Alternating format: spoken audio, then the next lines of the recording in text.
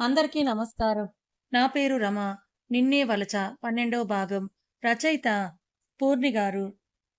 Lemon yellow colour sari చాలా నచ్చింది. వెంటనే దాన్ని తీసుకున్నాను. చాలా క్యూట్‌గా ఉంది. అది తీసుకొని మమ్మీకి చూపించగా, ఓకే అని చెప్పి దానితో కలిపి స్టిచ్ చేయించండి మోడల్ చెప్పి అక్కడి నుంచి బయటకొస్తుంటారు.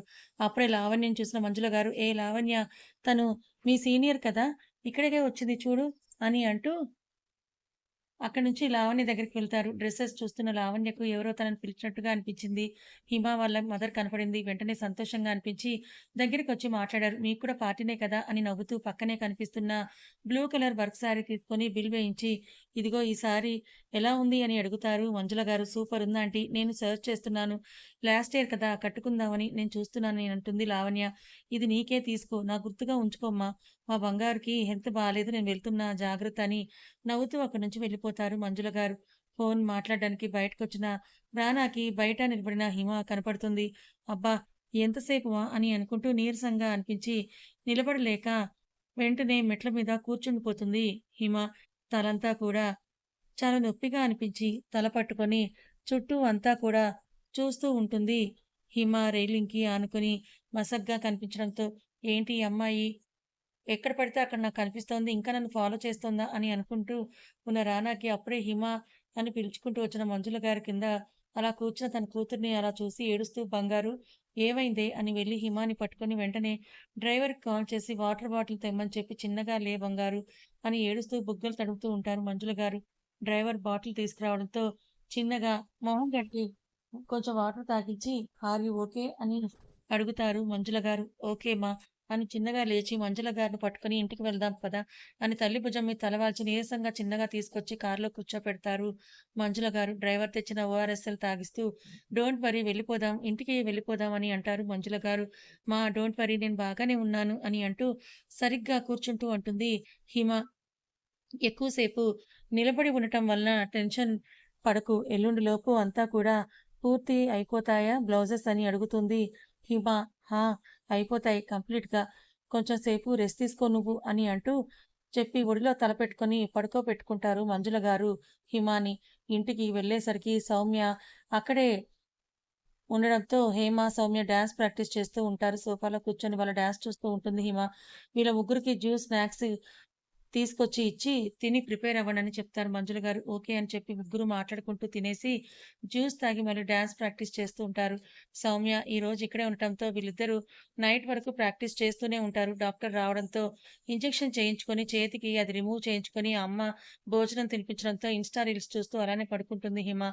హేమ, సౌమ్య ఫుల్ సాంగ్‌కి స్టెప్స్ అన్నీ కూడా నేర్చుకోవడంతో ఎప్పటికో ఇద్దరు మాటలు చెప్పుకుంటూ నిద్రపోతారు. చేతిలో శారీ పట్టుకొని కన్నీళ్లతో డోర్ వైపు చూస్తున్న లావణ్య దగ్గరకొచ్చి వాట్ హ్యాపెండ్ అని లోపలికొస్తున్న రానా అడుగుతాడు. అది హిమ వాళ్ళ మదర్ నాకు ఇచ్చారు ఈ శారీ అని చిన్నగా చెప్తుంది లావణ్య.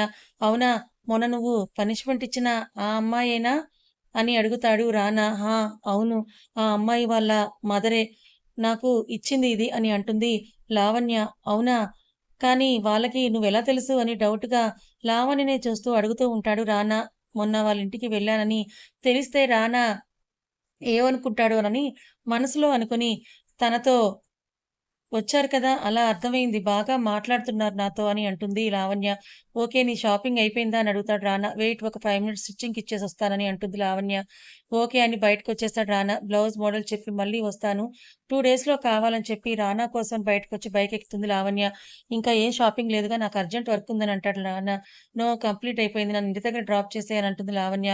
ఓకే అని చెప్పి అక్కడి నుంచి లావణ్య వాళ్ళ ఇంటి ముందు బైక్ ఆపి జాగ్రత్త అని చెప్పి అక్కడి నుంచి వెళ్ళిపోతాడు రానా.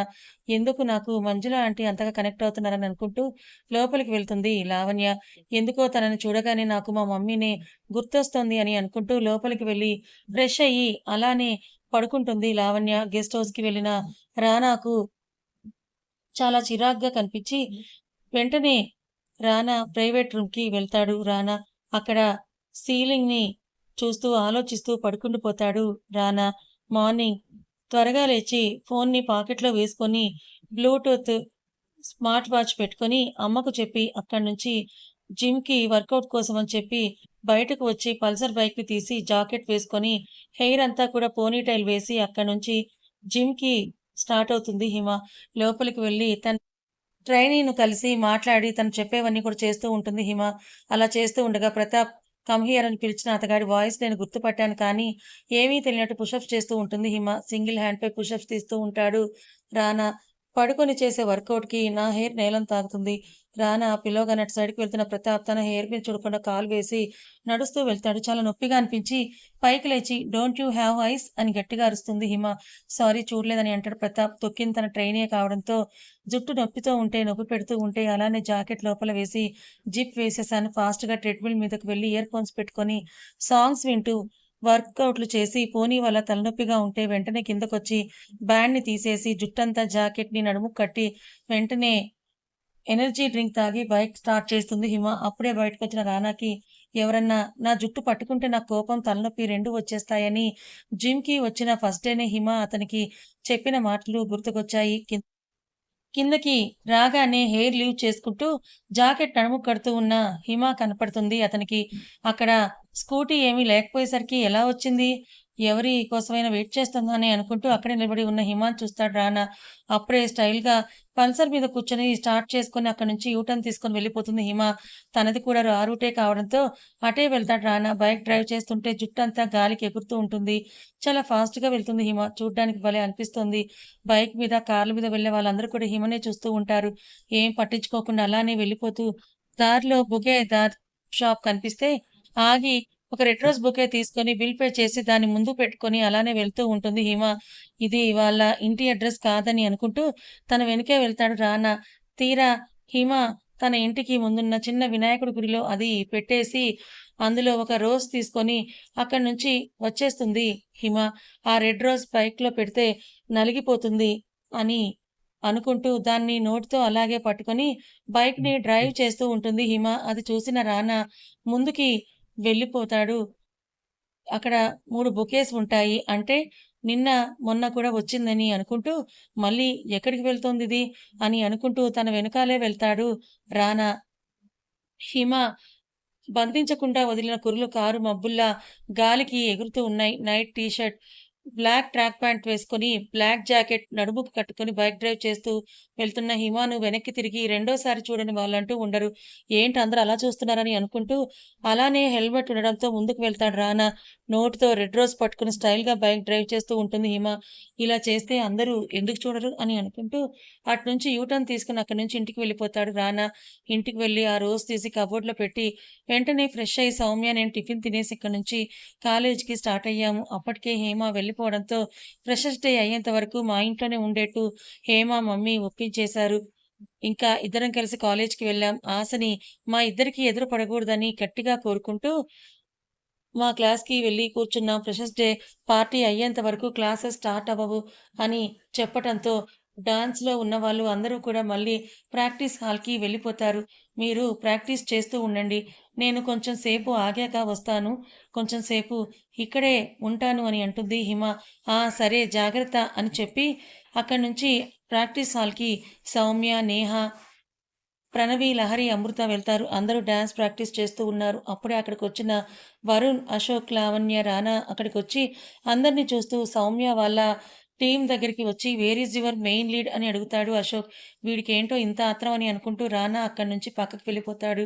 లావణ్య కూడా అక్కడి నుంచి పక్కకొచ్చేస్తుంది. వెనకే వరుణ్ కూడా వెళ్ళిపోతాడు. వస్తుంది సార్ సౌమ్య అంటుంది. ఓకే అని అక్కడి నుంచి వరుణ్, లావణ్య, రానా వాళ్ళ దగ్గరికొస్తారు. అశోక్ ఏంట్రా సంగతి అని భుజం చుట్టూ చెయ్యి వేసి గట్టిగా నొక్కిపెట్టి అంటాడు రానా. నాకా అమ్మాయి నచ్చింది. ఒప్పుకుంటే పెళ్లి కూడా చేసుకుంటానని అంటాడు అశోక్. అబ్బో! సరే చేసుకో చేసుకో అని అంటుంది లావణ్య. లావణ్య అలా అనగానే వెంటనే లావణ్య ఫేస్ చూస్తాడు రానా. అలా చూడగానే అంతే కదా చెప్పు అని అంటుంది లావణ్య. ఎవరిష్టం వాళ్ళది. నాకు కొంచెం వర్కుంది. నేను ఇప్పుడే వస్తానని చెప్పి అక్కడి నుంచి వెళ్ళిపోతాడు రానా. అక్కడికి వెళ్ళి అతగాడిని చూడలేక ఇక్కడే ఉండిపోతుంది హిమ. ఫోన్‌లో రీల్స్ చూస్తూ అక్కడే టైమ్ పాస్ చేస్తూ ఉంటుంది హిమ. అటుగా వెళ్తూ ఉన్న రానా విండో నుంచి రీల్స్ చూస్తున్న హిమ కనపడేసరికి కోపంగా చూసుకుంటూ అక్కడి నుంచి డైరెక్ట్‌గా చైర్మన్ రూమ్ దగ్గరికే వెళ్తాడు రానా. అక్కడే కూర్చున్న రాజీవ్‌ని చూడగానే may I come in sir అని అడుగుతాడు రానా. రా రానా అయినా నువ్వేంటి పర్మిషన్ అడుగుతున్నావు? ఎన్ని సార్లు చెప్పాను సార్ అనొద్దని. నువ్వు, లావణ్య బెస్ట్ ఫ్రెండ్స్ కదా! నీకు అంకుల్ అవుతాను. కాల్ మీ అంకుల్ అని నవ్వుతూ అంటారు రాజీవ్ గారు. సార్ లావణ్య బిహేవియర్ రోజు రోజుకి మరి దారుణంగా తయారవుతోంది. ఇలా అయితే చాలా కష్టం సార్ అని చెప్తాడు రానా. అవును రానా! ఎంత చెప్పినా వినట్లేదు. తనని డాక్టర్ కౌన్సెలింగ్‌కి పంపిస్తే నయమనిపిస్తోందని అంటారు రాజీవ్ గారు.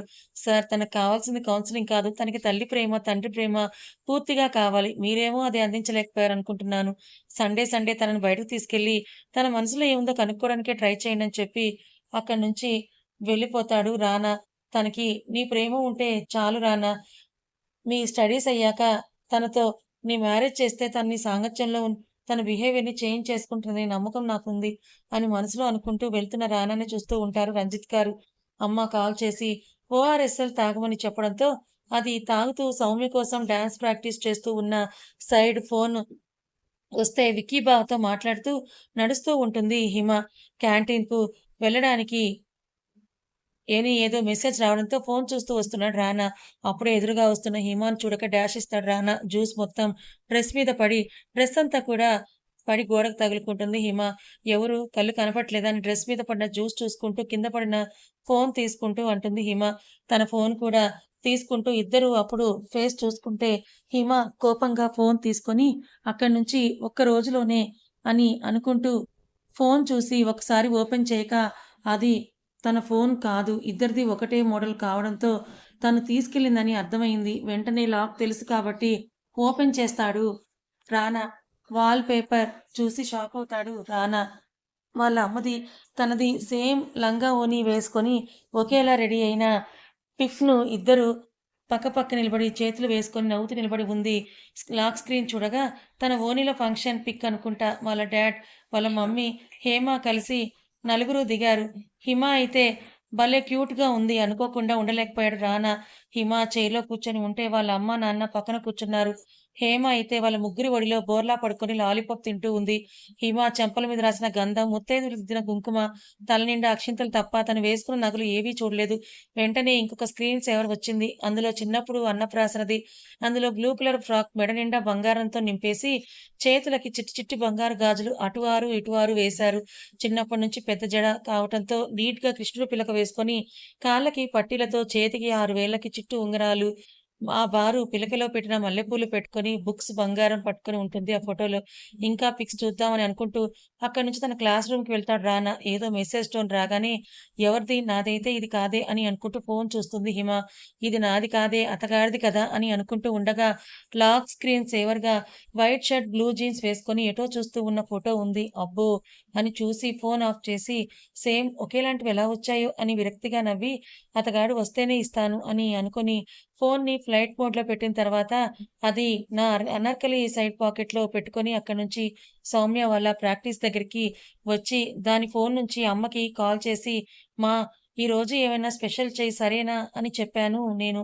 అలాగే చేస్తానని అమ్మ చెప్పింది. ఇంకా అక్కడి నుంచి గ్రౌండ్‌కి వెళ్ళాను. స్టెప్స్ అన్నీ గుర్తుచేసుకుంటూ అక్కడే ఉన్న బెంచ్ మీద కూర్చుంటుంది హిమ. చుట్టూ చూస్తూ ఉంటుంది హిమ.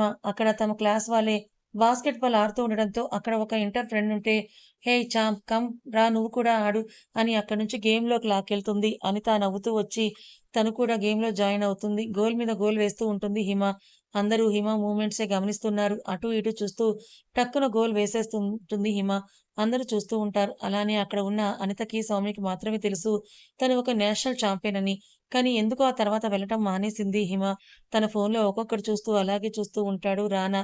లావణ్య కాల్ చేస్తూ ఉంటుంది కానీ స్విచ్ ఆఫ్ అని వస్తూ ఉండడంతో లావణ్య వెతుక్కుంటూ క్లాస్ రూమ్‌కే వెళ్తుంది. లాస్ట్‌లో బెంచిలో కూర్చొని నవ్వుతూ ఫోన్ చూసుకుంటూ ఉన్న రానా దగ్గరికి సడెన్‌గా వచ్చి కనపడి, "ఇక్కడ ఉన్నావా నువ్వు? నీ కోసం నేను మొత్తం అంతా కూడా వెతుకుతూ ఉన్నాను" అని అంటుంది లావణ్య. వెంటనే తన ఫోన్‌ని ఆఫ్ చేసేసి పాకెట్‌లో పెట్టుకొని, "ఆ! ఎందుకు వెతుకుతున్నావు నా గురించి?" అని అడిగాడు రానా. "ఊరికే నువ్వు ఇక్కడ లేకపోతే నాకేమీ తోచదు. అందుకే పద అలా గ్రౌండ్‌కి వెళ్దామని రానా చెయ్యి పట్టుకొని అక్కడి నుంచి గ్రౌండ్‌కి తీసుకొస్తుంది లావణ్య. అక్కడ ఎవరో ఫస్ట్ ఇయర్ ఈసీఈ వాళ్ళు ఆడుతూ ఉంటారు. అటు ఇటు చూస్తున్న వారికి గోల్ మీద గోల్ వేస్తూ ఉన్న హిమాని చూస్తూ ఆశ్చర్యపోతారు. తనెవరు అని అనుకున్నట్టుగా కొత్తగా చూస్తూ ఉంటుంది లావణ్య. అప్పుడే అటు చూసిన రానాకి కూడా తను సూపర్‌గా ఆడుతూ ఉండడం చూసి షాక్ అవుతాడు రానా. లావణ్య ఎన్నో సార్లు జూనియర్స్‌తో ఆడింది. తనకసలు సరిగ్గా రాదు. కానీ హిమ కన్నా గొప్పగా ఉండాలి అని వాళ్ళ దగ్గరికి వెళ్లి మీరు ఒక టీమ్, మేమొక టీమ్ ఛాలెంజ్ ఓకేనా అని అంటుంది లావణ్య. అందరూ హిమ వైపు చూసి మనమే విన్ అవుతామనుకుని ఓకే అని చెప్పేస్తారు. వెంటనే లావణ్య, అశోక్, వరుణ్, సుధీర్, మహేష్, అంజలి, పల్లవి అలాగే లావణ్య, రానా ఒక టీమ్. హిమ, అనిత, పద్మ, రితిక ఇలా ఉన్నారు. హిమ తన చున్నీని సరిగ్గా వేసుకొని చేతికి చిన్నగా హ్యాండ్ కర్చీఫ్‌తో చుట్టుకొని నేనొక రూల్ చెప్తాను. అది ఓకే అంటేనే నేను ఆడతాను అని అంటుంది హిమ. వాట్? జూనియర్‌వి మాకు చెప్తావా నువ్వు? మేమే మీకు చెప్పాలి గాని అని అంటుంది లావణ్య. హేయ్! విన్నివ్వు ఏం చెప్తుందనేది అని అంటాడు అశోక్. ఆ! నా జడ ఎవరు టచ్ చేయకూడదు. ఇదే మెయిన్ రూల్ అని చెప్పి స్టైల్‌గా ముందు ఉన్న జడకిని వెనక్కి వేస్తూ అంటుంది హిమ. ఆ వేసే ప్రాసెస్‌లో బాల్ వదిలేస్తుంది హిమ. బాల్ కోసమని వెనక్కి వెళ్తున్న రానాకు ఆ జడ చెంపకు తగులుతుంది. ఈలోపు అటు తిరిగిన లావణ్యకి ఈ సీన్ చూడలేదు. లేకపోతే అగ్గి మీద గుగ్గిలమయ్యేదే. ఏదో ట్రాన్స్‌లోకి వెళ్ళిన అతనికి తన బారు జడ నుంచి సువాసనలు వెదజల్లాయి. వెంటనే ఓకే అని అందరూ అనడంతో గేమ్ స్టార్ట్ చేస్తారు. అటూ ఇటూ కదులుతూ ఉన్న హేమని అందరూ గమనిస్తూ గేమ్ ఆడుతూ ఉంటారు. ఫస్ట్ గోల్ హిమానే వేస్తుంది. ఆ నెక్స్ట్ గోల్ తను వేయకూడదని అనుకుంటూ ఉన్న లావణ్య తనని నెట్టేసి బాల్ లాక్కుంటుంది. నెట్టగానే తను వెళ్లి అశోక్‌కి తగిలి వెంటనే నిలదొక్కుని బాల్ తీసుకొని గోల్ కొట్టింది హిమ. అశోక్, హిమ వచ్చి తనకు తగలగానే ఆ ఫీలింగ్‌ని ఎంజాయ్ చేస్తూ అలాగే ఉండిపోతాడు. అది గమనించి అటు వెళ్లి కదిలించి బాల్ కోసం ట్రై చేస్తూ రానా తీసుకుంటాడు. అది రానా తీసుకొని తను గోల్ వేయబోతుంటే అది తప్పించి బాల్ తీసుకొని వెళ్ళే ప్రాసెస్‌లో హిమ భుజం రానా చేతికి తగులుతుంది. ఒక మల్లె చెండు వచ్చి తగిలిన ఫీలింగ్ వచ్చింది అతనికి. వెంటనే నార్మల్ అయ్యి బాల్ తీసుకొని గోల్ వేస్తాడు రానా. ఆ నెక్స్ట్ బాల్ తీసుకొని గోల్ వేస్తూ ఉంది హిమ. ఎలా అయినా సరే ఇది ఓడిపోవాలని హిమ గోల్ వేశాక లావణ్య వెనక్కి నెట్టేస్తుంది. అది గమనించిన రానా తన వెనకే అశోక్ ఉండడంతో వెంటనే అతన్ని ముందుకు వెళ్లి పడకుండా నిలబెట్టి సైలెంట్‌గా పక్కకొచ్చేస్తాడు. ఆ గోల్ పడింది. యాహూ! అని అరుస్తూ అనిత వచ్చి హిమాని ఎత్తుకొని పైకి తిప్పి యూ ఆర్ ద చాంప్ అని ఎత్తుకొని తిప్పి మళ్ళీ గేమ్ స్టార్ట్ చేస్తారు. ఈసారి రానా గోల్స్ మీద గోల్స్ వేస్తూ ఉన్నాడు. చివరికి హిమ ఒక ప్లాన్ వేస్తుంది. రానా గోల్‌కి వస్తూ ఉంటే అతని ముందు అటు ఇటు తిరిగి మైండ్ డైవర్ట్ చేసి బాల్ వచ్చేసి గోల్స్ చేస్తుంది. హిమ హాఫ్ అండ్ అవర్ కావడంతో ఇద్దరు టై అవుతారు. లాస్ట్‌గా ఇలా కాదని రానాకి, హిమకి పెడతారు. 3 టైమ్స్ ఛాన్స్ ఎవరు ఎక్కువ గోల్స్ చేస్తే వాళ్ళే విన్నర్స్ అని చెప్పడంతో ఓకే అని అంటారు. కానీ లావణ్య మాత్రం కోపంగా చూసి నువ్వే గెలవాలని రానాకి చెప్పి అక్కడి నుంచి పక్కకొచ్చేస్తుంది. బాల్ కింద పెట్టి జడ ముందుకు వేసుకొని ముడిచి వేస్తుంది. హిమ ఇంత ముడి ఎవరికైనా ఉంటుందా? ముడి వేసినా అది లూజ్ అవుతూ ఉంది. అయినా పట్టించుకోకుండా గేమ్ స్టార్ట్ చేస్తుంది హిమ. ఎవరు గెలుస్తారో అని చూస్తూ ఉన్నారు. బాల్ రానా దగ్గరికి వెళ్లకుండా ఆడుతూ పైకి ఎగిరి మరీ గోల్ వేస్తుంది హిమ. అందరూ అరిచారు. అశోక్ అయితే హిమ గోల్ వేస్తుంటే అరుస్తున్నాడు. లావణ్య సీరియస్‌గా ఒక లుక్ ఇచ్చింది. గోల్ ఎగిరి వెయ్యగానే జడముడి ఊడిపోయింది. అది వెళ్లి రానా మెడకి చుట్టుకొని తన షర్ట్ బటన్‌కి చిక్కుకుంది. వే జడ వేసి వెనక్కి తిరగగా దాని చుట్టూ నొప్పిగా అనిపించి జడ ముందుకు లాగింది. వెంటనే దాంతో పాటు రానా రాగానే వాట్ ద హెల్ అని అరుస్తుంది హిమ. హలో మేడమ్ ఒకసారి ఇటు చూడండి అని అంటాడు రానా. జుట్టు బటన్‌లో ఇరుక్కొనుంటాయి. అది తీయడం కూడా నచ్చకపోవడంతో అలానే చుట్టూ చూస్తూ ఉంటుంది హిమ. ఎవరైనా వస్తే తీస్తారని అనుకుంటూ ఉండగా లావణ్య వచ్చి గట్టిగా జుట్టు లాగడంతో అమ్మా అని నొప్పి కరుస్తుంది. హిమ జుట్టు తెంపేస్తుంది లావణ్య. కోపంగా కళ్ళలో నీళ్లతో వాళ్ళని చూసి అక్కడి నుంచి వెళ్ళిపోతుంది హిమ. చిన్నగా తీయాలి కదా అని తన షర్ట్ బటన్‌కి చిక్కుకొని తెంపిన జుట్టుని చూస్తూ అంటాడు రానా. మరి తీయకుండా చుట్టూ చూస్తోంది. అందుకే కట్ చేశాను అని అంటుంది లావణ్య. అయినా వాళ్ళే విన్ అయ్యారు. కొంచెం సేపు ఆగితే ఎవరో తెలిసేదని అంటాడు రానా. అప్పటికే తన కోసం అక్షయ్ బావ వచ్చి ఉండడంతో గ్రౌండ్ నుంచి మెయిన్ గేట్ కనపడడంతో పరిగెత్తుకుంటూ వెళ్లి బావా అని అంటుంది హిమ. ఏంటి మొహం ఇలా వాడిపోయింది అని తన తల నిమురుతూ అడుగుతాడు అక్షయ్. ఏం లేదు అని అంటూ రా బావా అలా క్యాంటీన్‌కి వెళ్దాం. నీకొక సర్ప్రైజ్ అని చెప్పి హిమ అక్షయ్ చెయ్యి పట్టుకొని లాక్కెళ్తూ ఉంటుంది. క్యాంటీన్‌కి రాకుండా వేరే వైపు తీసుకొని వెళ్తుంది హిమ. ఎక్కడికి తీసుకెళ్తున్నావు?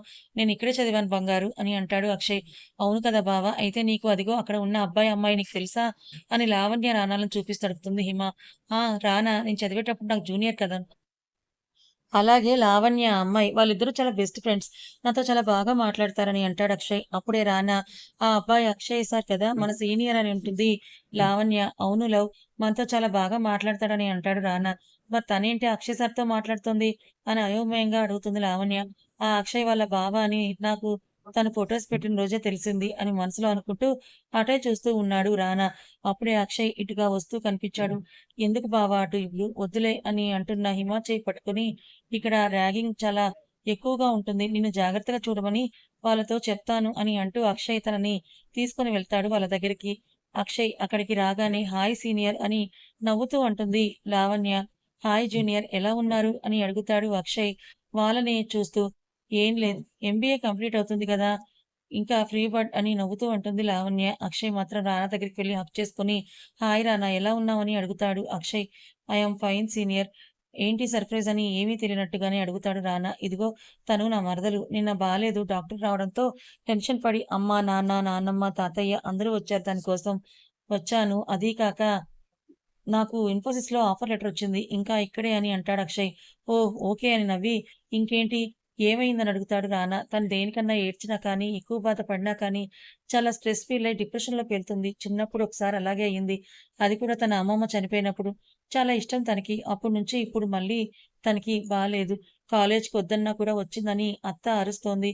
మావయ్య తీసుకొని రమ్మని చెప్పాడు. అందుకే నేను చూద్దామని త్వరగా వచ్చేశాను అని అంటాడు అక్షయ్. అంటే నేను వెళ్ళాక తనకేమైనా అయ్యిందా అని మనసులో అనుకుంటూ ఆలోచించసాగాడు రానా. సైలెంట్‌గా నవ్వుతూ చూస్తూ ఉంటాడు అక్షయ్ వైపు రానా. "నీ నంబరివ్వు. నువ్వు నాకు చాలా సార్లు గుర్తొస్తావని" అడుగుతాడు అక్షయ్. "ఓకే" అని అంటూ తన నంబర్‌ని చెప్తాడు రానా. అందులో హిమ లవ్ అని ఉండడం చూసి ఒకసారి హిమ ఫేస్ చూస్తాడు. ఏడ్చినట్టు అర్థమైంది. "ఒకసారి ఇలా రా" అని అంటూ రానా చెయ్యి పట్టుకొని ఒక పక్కకి తీసుకొస్తాడు అక్షయ్. "ఏయ్! నీకు హిమ ఎలా తెలుసు?" అని అంటాడు అక్షయ్. "ఏంటి?" అని అడుగుతాడు రానా. "హిమ కోసం ఆ రోజు ఫోన్‌లో నాతో మాట్లాడావు. తన చార్జర్ లేదంటే అప్పటికప్పుడే పంపించావు" అని అడుగుతాడు అక్షయ్. "అదేం కాదు. తను నాకు షాపింగ్ మాల్‌లో పరిచయం అయింది. అప్పటినుంచి నాతో మాట్లాడుతూ ఉంటుందని" అంటాడు రానా. "అవునా? నువ్వెలా తనతో మాట్లాడుతున్నావు? నీకు అమ్మాయిలు నచ్చరు కదా! లవ్ కూడా టామ్ బాయ్ అనే మాట్లాడుతున్నావు కదా! మరి తనతో ఎలా నువ్వు మాట్లాడావు?" అని కొంచెం అయోమయంగా అడుగుతాడు అక్షయ్. "ఏమో తనెందుకో తెలిసినట్టుగా అనిపించింది. కొంచెం సింగర్‌లాగా అనిపించింది. మళ్ళీ ఏమైనా అవుతుందేమో అని మాట్లాడాను" అని అంటాడు రానా. "అయితే ఒకసారి ఇటు చూడు" అని హిమ తన ఫోన్‌లో హిమ లవ్ అని సేవ్ చేసిన రానా నంబర్ కాంటాక్ట్ చూపిస్తూ అంటాడు అక్షయ్. అది చూసి షాకవుతాడు రానా. కథ ఇంకా ఉంది. ఈ కథ మీకెలా అనిపించింది? నచ్చిందా? నచ్చితే లైక్ చేయండి. మరికొంతమందికి షేర్ చేయండి. ఇలాంటి మంచి కథల కోసం ఛానెల్‌ని సబ్స్క్రైబ్ చేసుకోండి. Thank you so much.